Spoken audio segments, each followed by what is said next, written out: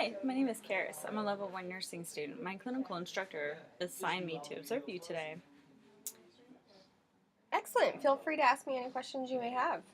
Thank you so much. I look forward to learning a lot. So, you're taking care of the patient in room, I don't know, 529. That's Do right. you have time to give me a report? Sure, I'll give it to you in our normal S-Smart fashion. Um, the situation at hand is we have a 80-year-old female who has presented to us from the doctor's office for a non-healing sacrum ulcer, which is stage 3, full thickness. It measures 4 centimeters in diameter by 1 centimeter deep, and the skin around it is reddened. Like I said, she's 80 years old, female, 5'5", 175 pounds. Mental status is alert and oriented times 3, cooperative, a little anxious, obviously because of the pain that she might be in. Her eyes are perla with a 2 millimeter pupil. She is able to move all extremities. She does have a little bit of pain, she said, but she's able to tolerate it. The quality of pain is sharp, but she did not state the location nor, when asked if she wanted pain medication, she stated no.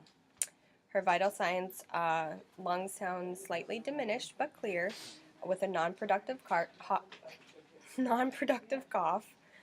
Her heart rate is 88 beats per minute. S1, S2 is normal. Rhythm with no murmur or gallops. She's on an MPO diet. IV dorsal hand metacarpal. The doctor has recommended that the wound be changed and irrigated with normal saline and dressed with a hydrochloride dressing.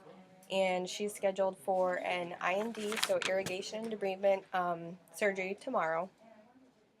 And she does have a couple of medications that we have to give her a little bit later, which are gentamicin 4 milligrams IV piggyback, Q 8 hours. And then we're going to have a normal bag of saline running with potassium chloride at the rate of 125 milliliters per hour. Wow, thank you so much for giving me a report. Do you mind if I ask you a few questions about the medication and also watch you demonstrate administering the medication? Sure, not a problem at all. What questions do you have? Well, why specifically is this client receiving this medication? Well, gentamicin is a broad spectrum antibiotic, and with the sacral ulcer that she has, gentamicin works to prevent or heal the infection. It's for soft tissue and bone healing. The mechanism of action is the fact that it works specifically for bone and soft tissue. Oh, um, so, uh, when should you question administering this medication? Does it have a therapeutic serum level? And which vital signs must be monitored? What physiological parameters should be monitored when you're administering this medication?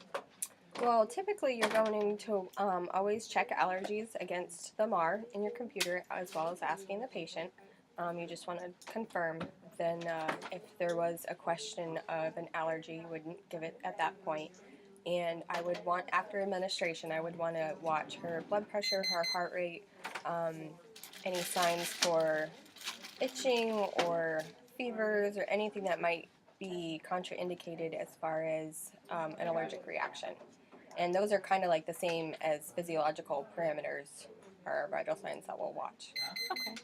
So, what interventions would you teach a client to make sure that the medication was administered safely here and also at home? The most important thing at home is that they realize that they need to take the medication in its complete dose. A lot of times patients will feel like the signs and symptoms will go away and they'll stop taking the medication. It's most important to complete the prescribed dose because you don't want to create a resistance to the drug and then have the virus or bacteria mutate and not be able to actually respond to it. So that's the number one thing at home. And here in the hospital setting, we just want to make sure that our pump is set correctly. Again, there's no allergies, and that the patient does not have a reaction. Okay. What are the side effects and potential adverse reactions? The side effects that could potentially come are the increased respiratory rate, increased blood pressure, increased heart rate, swelling around the injection, or I'm sorry, around the IV site. So those are the types of things that you want to just be aware of and make your patient aware of, so that way they know to look for those things too. If you're not around, they can push the call button and have you come in. Okay. How will you know if the medication is effective? We'll know if the medication is effective by the lab values, and if she progressively gets feeling better and the wound is healing. Okay. Well, thank you so much for answering all of my questions. Not a problem at all. Would you like to watch me demonstrate a safe patient administration? Absolutely. Great, thank you so much. You're welcome. Thank you.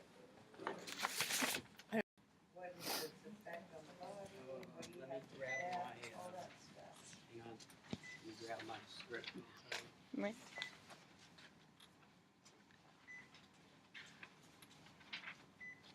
Hi, Miss Young. How are you doing today? Great. I have Karis with me, and she's going to watch me administer your gentamicin, if that's all right with you. Awesome. So, just going to wash my hands. And Miss Yarn, can you tell me your name and date of birth? Great. I'm just gonna go straight away into the thing. And I'm just going to scan her medication. I've inspected the bag and the chamber, and our primary line is full, so we're good here. The expiration date's good, so we're not outside any parameters. Same thing with our gentamicin. We have 4 milligrams on expires 7/17, the year 17 that is, and the bag's integrity is fine. I've inspected the patient's IV site. It's not red or irritated. So I just come over here and put on my gloves.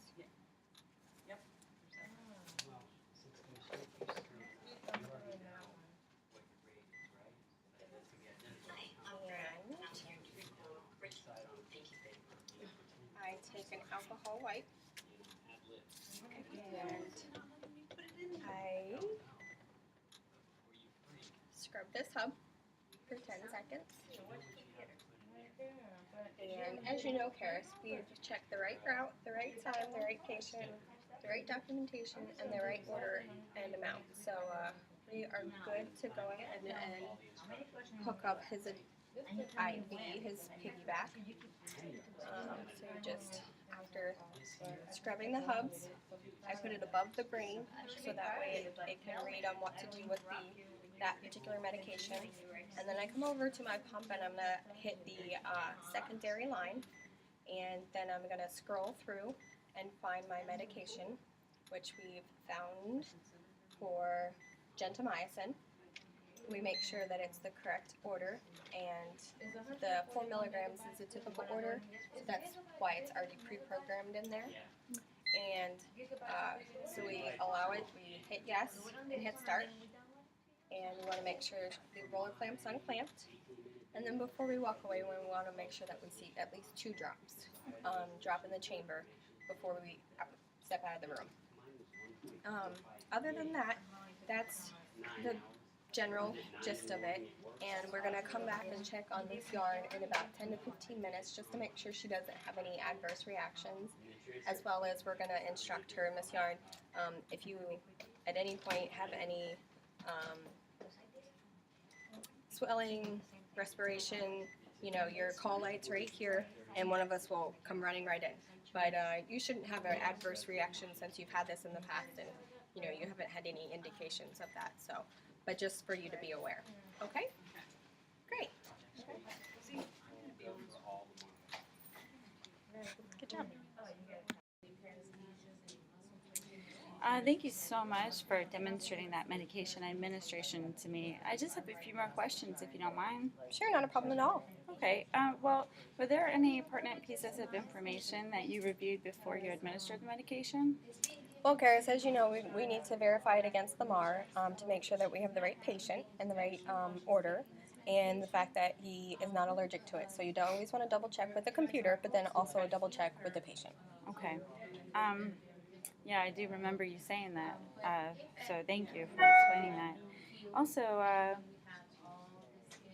Did the information that you reviewed, did it have any effect on administering the medication? Like, did it affect your decision to administer it? No, because we double checked with the patient to make sure that he didn't have an allergy to it, and we went straight according to the doctor's orders. So it didn't affect how I administered it or the route either, because it's said to be an IV piggyback.